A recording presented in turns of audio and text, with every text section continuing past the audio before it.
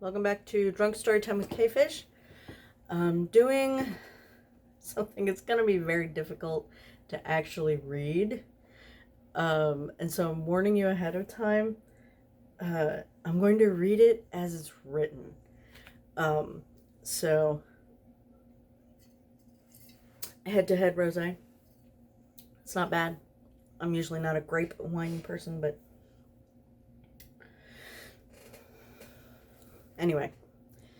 Okay, now what I mean by that is this is an entry in a story or a free form chaptered story called Say Crack Again by Mackaley. Mackaley, that's probably what it is, but I'm probably wrong. And this is Aziraphale discovers text speak. And the chapter is FMLTWIA. I don't even know what half of that means. So what I mean by that is I'm going to read it the way it's written and not what it means. So like if it says FML, I'm not going to say fuck my life. I'm going to say FML. So it's going to sound strange. But it's cute. It's a cute little story. And so Aziraphale discovers text speak. Who does he plan to speak to? IDK, his BFF Crowley. The prompt was Aziraphale learns modern slang and uses it in the worst and most incorrect ways possible. This is part of the author's notes. I need y'all to know that one of the examples for the prompt was oh Crowley, yeet your cum inside me. And I literally couldn't even try to top that. So y'all get this instead. My God. Yeet. I'm never gonna be able to not hear that now. Crowley was bored, so naturally he felt inclined to pester Aziraphale. He grabbed his phone and tapped out a quick text. GM Angel. WYD. He received a reply several minutes later. Hello, Crowley. It's lovely to hear from you this morning. Are you well? What does GM and WYD mean? If you're not busy, I would love to grab some brunch with you in several hours. Let me know what time you'll be over. XX. Aziraphale. Crowley grinned. Usually when he sent Aziraphale a text, the angel would just call him back instead of spending the time to type out a message. And he saw why now. GM equals good morning. WYD equals what are you doing? It's slang, Angel. Don't worry about it. Be there at 10. He was on his 5th mimosa at brunch when Aziraphale said, Oh, Crowley. After our conversation this morning, I went on the net and did some research on texting language. There's so much. So many acronyms to convey ideas in a short text-appropriate form. Isn't language innovation marvelous? Crowley smirked. That it is. Looking to start texting more, are you? I enjoyed receiving yours this morning, and I think it would be nice to send each other our thoughts throughout the day when we're not together. Would that be all right? Of course, Angel. Welcome to the modern era. They spent the weekend together and hadn't had a chance to text again until Crowley was back at his flat on Monday night. Hi, Crowley. HRU. IMU. When are you coming over tomorrow? ILYTTYL. How long did it take you to type that out? Too long. You can use sentences too, Angel. Quite. Good night, my dear. LOL. Crowley stared down at his phone. Ah. LOL equals laugh out loud, not lots of love. Love you too. GN. The next couple of days were filled with more text mishaps that brought Crowley great joy, especially when he realized he could introduce Aziraphale to a wider variety of slang. Spilled the tea. On who? Gimme deets. On the floor. Google Urban Dictionary. Have fun. Crowley, do you know what a meme is? JFC. Aziraphale didn't sleep, but he also didn't text late, which is why Crowley nearly jumped out of his skin when he got a text at 1:38 in the morning. I almost said AM because I'm used to it now. Devil emoji, peach emoji, dinner plate emoji.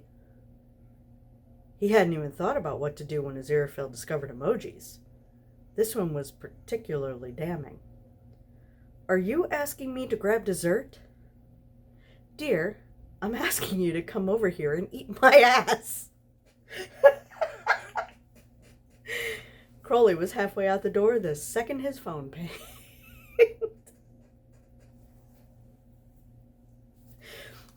That's just hilarious. I'm asking you to come over and eat my ass. Oh my god, that's so freaking brilliant.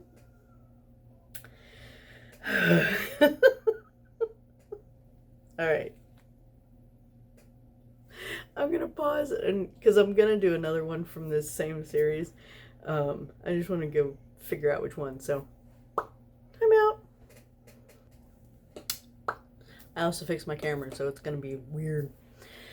Okay, so the second one that I'm going to do is Chapter 4, Witness Me.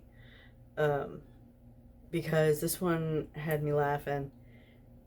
And while the first one did, in fact, invite Crowley to come and eat the angel's ass, there was no actual porny bits in it. So I didn't want to go into one of the porny chapters, which are also hilarious. And I'm linking the whole thing. So I'm asking you, please go read all of these because they're all gold. So this one is called Witness Me. Summary. Aziraphale and Crowley are gonna die historic on Tadfield Road.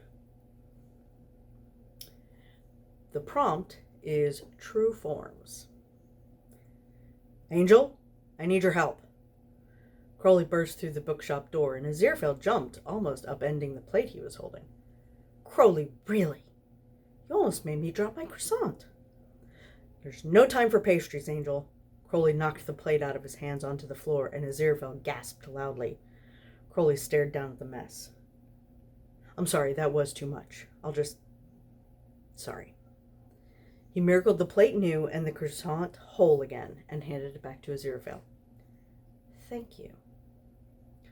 I still need your help, though. You know I'm always willing to help, darling. Aziraphale mumbled with his mouth full. Oh, I should have done mouthful. What is it? Crowley remembered his problem and seethed, pacing the shop and baring his teeth. It's those Tadfield miscreants, he hissed. Our godson has just gotten a motorbike, and he had the audacity to challenge me to a race. Me. Aziraphale stared at him blankly. I don't know what to do with this information. He paused. Oh, Crowley. Don't tell me you're going to race the Bentley against a motor. When I'm done with that delinquent, he'll wish I was racing the Bentley. Aziraphale sighed. I do not want to be involved with this. Where is he, anyway? He's 15 minutes late. Pepper rolled her eyes. He's obviously not coming because he was too scared to face Adam. Adam stood astride his motorbike, helmet loose on the top of his head. Let's give him another 15 minutes. There's no way Crowley wouldn't. A deafening rush and a bright burst of light flew through the clearing. The them covered their eyes and their ears as best as they could as a large flaming wheel with many eyes and wings burst into view, Crowley straddling the top of it and laughing maniacally. Adam was the first to recover. Crowley, what is that? Whatever it is, it's cheating. Hello, Adam, Pepper, Brian, Wensleydale, dog. Aziraphale's cheery, if somewhat resigned voice echoed loudly from the flaming wheel. The them's jaws dropped. Is that you, Aziraphale? There was a loud sigh. Yes, it's me. This is my true Can it, Angel? A pause. I'm so sorry. But listen here, Adam. All you said was I couldn't ride the Bentley.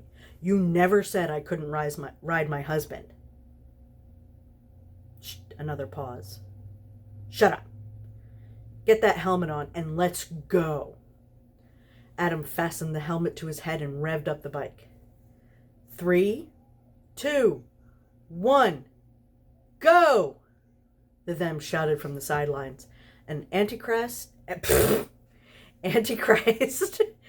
demon, and angel tore off into the sunset. That one really needs art made for it.